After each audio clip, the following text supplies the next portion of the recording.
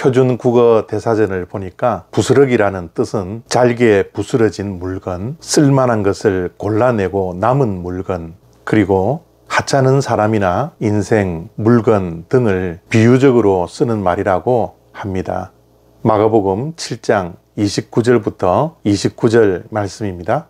예수께서 이르시되 자녀로 먼저 배불리 먹게 할지니 자녀의 떡을 취하여 개들에게 던짐이 마땅치 아니하니라. 여자가 대답하여 이르되 주여 올소이다마는 상 아래 개들도 아이들이 먹던 부스러기를 먹나이다. 예수께서 이르시되 이 말을 하였으니 돌아가라. 귀신이 내 딸에서 나갔느니라 하시매. 아멘. 딸이 귀신 들려 예수님에게 찾아가 귀신을 내쫓아달라고 여인이 간구했습니다.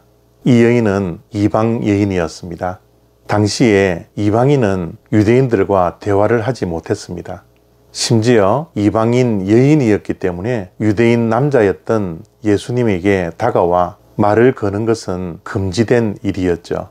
그런 핸디캡이 있음에도 불구하고 여인은 딸에게 있는 귀신을 쫓아내 줄 것을 간청했습니다. 그때 예수님께서 평소와는 다른 어투로 여인에게 이렇게 말을 합니다. 자녀들은 배불리 먹게 할 수 있지만 자녀들의 떡을 개들에게 던지는 것은 마땅치 않다라고 합니다. 이방 여인의 간청을 거절하신 것이죠. 우리가 생각할 때 예수님께서 간청을 거절하시는 것은 결코 문제가 되지 않습니다. 그러나 예수님께서 사용한 언어가 우리의 마음에 많이 부담이 됩니다. 이방 여인을 향하여서 개라는 표현을 쓰셨던 것입니다. 어쩌면 이런 단어는 인격 모독이요, 쓰셔서는 안 될 언어이지 않습니까? 아무리 이방 여인이라 할지라도 개 취급을 예수님께서 하셨다라는 것은 조금 심했던 것 같습니다. 그러나 이러한 모욕적인 말을 듣고서도 그 이방 여인은 결코 간청을 포기하지 않았습니다. 아랑곳하지 아니하고 상 아래에 있는 개들은 남겨진 부스러기를 먹습니다 라고 말을 합니다. 보통 사람 같았으면 이런 반응을 했을까요? 아니, 우리가 이방 여인이었다면 예수님의 말씀 앞에 이렇게 반응할 수 있었을까요?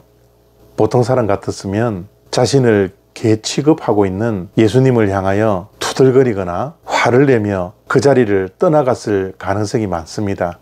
내 딸을 고쳐줄 사람이 당신밖에 없느냐고 소리치며 떠날 수도 있었을 겁니다.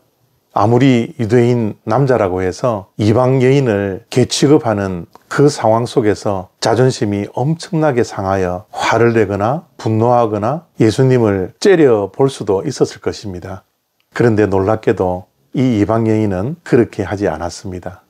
자신이 상 아래에 있는 개라고 여기며 아이들이 먹던 부스러기라도 먹겠습니다 라고 말을 했던 것이죠. 이 말 속에 여인의 간절함과 절박함이 보입니다. 자신이 간청하고 있는 예수님 이외에 그 누구도 딸아이의 문제를 해결할 수 없다라는 예수님에 대한 절대적인 믿음이 이 이방 여인에게 있었습니다.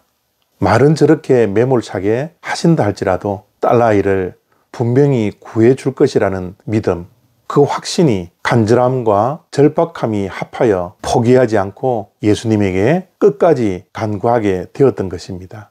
오늘 이 이방 여인이 저에게는 엄청나게 도전이 됩니다.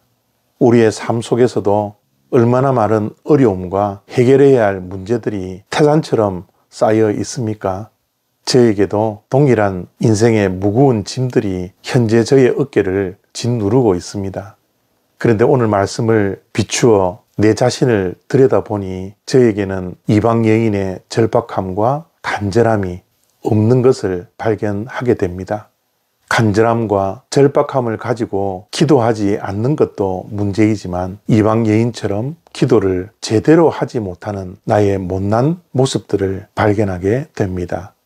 예수님에게서 나오는 부스러기라 할지라도 그것을 주워 먹는 한이 있다 할지라도 그 부스러기가 문제를 해결하고 회복해야 할 것들을 회복할 은혜가 된다는 것을 믿는 믿음이 연약함을 저 자신을 보게 됩니다. 오늘 이 말씀을 통하여 우리의 간구와 간청과 기도와 중보가 얼마나 절박하고 얼마나 간절한지를 다시 한번 우리 자신을 바라볼 수 있는 귀한 시간들이 되어지기를 바랍니다. 감사합니다.